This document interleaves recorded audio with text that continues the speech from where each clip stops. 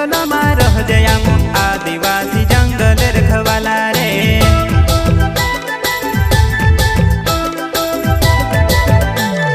चल जंगल जमीन काज पूजे रे आदिवासी दुनिया ने रखवाला रे।